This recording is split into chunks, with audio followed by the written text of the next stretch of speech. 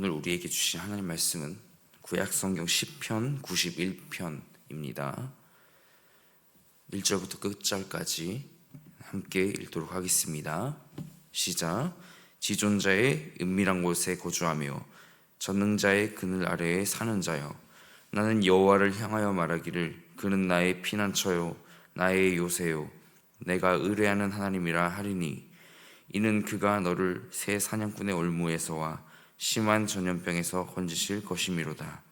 그가 너를 그의 깃으로 덮으시리니 내가 그의 날개 아래에 피하리로다. 그의 진실함은 방패와 손방패가 드시나니, 너는 밤에 찾아오는 공포와 낮에 나달아드는 화살과 어두울 때 퍼지는 전염병과 밝을 때 닥쳐오는 재앙을 두려워하지 아니하리로다. 1000명이 내 왼쪽에서 10,000명이 내 오른쪽에서 엎드러지나 이 재앙이 내게 가까이 하지 못하리로다. 오직 너는 똑똑히 보리니 악인들의 보응을 네가 보리로다. 네가 말하기를 여호와는 나의 피난처시라 하고 지존자를 너의 거처로 삼았으므로 화가 내게 미치지 못하며 재앙이 내 장막에 가까이 오지 못하리니, 그가 너를 위하여 그의 천사들을 명령하사 내 모든 길에서 너를 지키게 하심이라.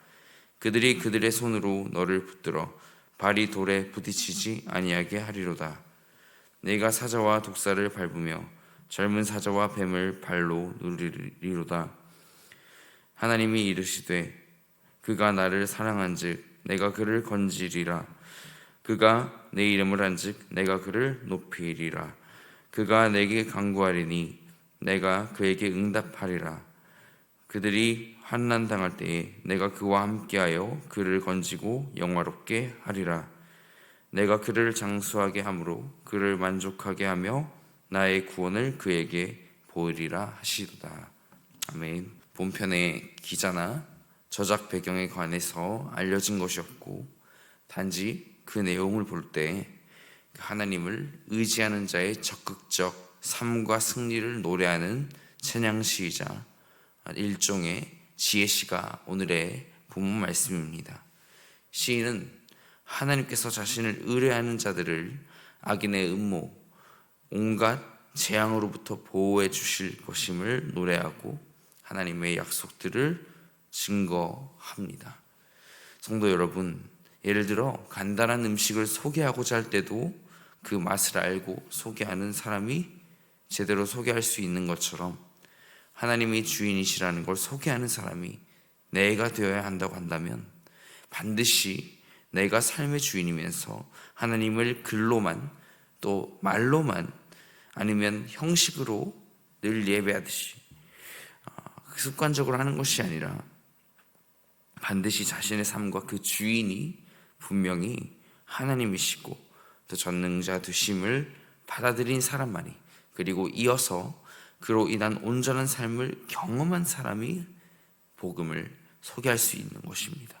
다시 이 시가 어떤 시인지 말씀드리자면, 하나님을 의뢰하는 자들, 이 사람들의 안전을 예찬하고 성전에 와서 예배하는 경건한 자들을 교훈하고 축복하기 위해 익명의 제사장, 익명의 레인이 지은 것으로 추측하고 있는데, 이처럼 오늘 이름 없는 자의 시, 이를 통해 증명된 것은 하나님이셨어요. 우리는 예를 들어서 유명한 작가의 책을 더 보게 되고 기사를 더 접하고 그 사람이 하는 말에 더 큰 권위를 부여하곤 합니다. 그래 왔지만 지금 이 시편은, 이 하나님의 말씀인 이 시편은 누가 주인인지를 분명히 말하고 있는 것이 이 이름 모를 자의 시가 높이느니 바로 하나님이시라는 겁니다. 충만이라는 찬양 고백에서 하는 첫 가사의 소절처럼 무명이어도 공허하지 않을 이유가 바로 여기에 있는 것입니다. 많은 사람이 자신의 이름을 남기기 위해 무던한 노력을 합니다. 이것이 물론 헛되지 아니하고 존경스럽고 하지만 하나님의 이름에 비하면 헛되다는 것입니다. 감히 이런 평을 할 만큼 우리 하나님은 크신 권능의 하나님, 이 이름 모를 자를 지키신 하나님을 만나게 되시기를 소망합니다. 구절을 잠깐 설명드립니다. 1절부터 13절은 이 한 신앙인의 확신, 무명한 자의 확신이며 그 삶을 그리고 있습니다. 전능하신 지존자 바로 하나님께서 이 무명의 신앙인을 위협하는 갖가지 요소들이 있는데, 그 중 하나가 바로 악인의 음모, 심한 질병, 재앙 등으로부터 이 요소들로부터 보호해 주실 것임을 증거합니다. 이것들을 보아하니 시인의 삶이 순탄치 않았음도 알 수 있습니다. 그럼에도 불구하고 신앙의 고백을 한다는 것은 자신의 삶의 가치가 이 전능자에게 있음을, 이 전능자 우리 하나님께 있음을 증명해 주는 것이지요. 자신을 해하려는 자에게서부터도, 아파왔던 자신의 육체로서도 뜻모를 재앙, 그 앞에서도 이 모든 것으로부터 자신을 보호하셨다는 것은 육신의 해를 좀 가할 수 있겠지만 그 세상의 모든 악조건이, 이 모든 요소가 오히려 하나님께 나아가기 위한 통로였다는 고백이 되지 않겠습니까? 나머지 14절에서 16절은 바로 예언적인 형식을 통해, 이 말을 통해 하나님을 사랑하고 의지하는 자들에 대한 하나님의 약속을 이어서 확신시키고 있습니다. 앞으로도 너희를 지키실 분은 하나님이시고 그 모든 어려운 상황과 여건 속에 역사하실 분이 하나님이시라는 것, 하나님께서 친히 우리에게 약속하시고 그대로 이끌어 주신다는 것입니다. 저는 역경을 뚫고 일어난 사람, 또 열악한 환경에서도 자신의 꿈과 비전을 이뤄가는 사람에 관심이 많고, 또 그 이야기, 그 사람들의 이야기를 책을 통해서나 또 영상을 통해 접하곤 합니다. 이 사람들이 자신의 이야기를 함으로써 비슷한 환경, 역경을 겪는 이들에게 꿈과 희망을 전하는 것처럼 시인도 마찬가지로 전능자를 의지하는 삶이 그의 겪어온 삶에서 눈에 보이기에는 손해를 보는 것 같을지 모르지만 결코 이 전능자이신 하나님과 동행하는 삶의 한순간도 헛되지 않다는 것을 자신만 알지 아니하고 다른 이에게 전하는 모습을 마찬가지로 보여주고 있는 것입니다.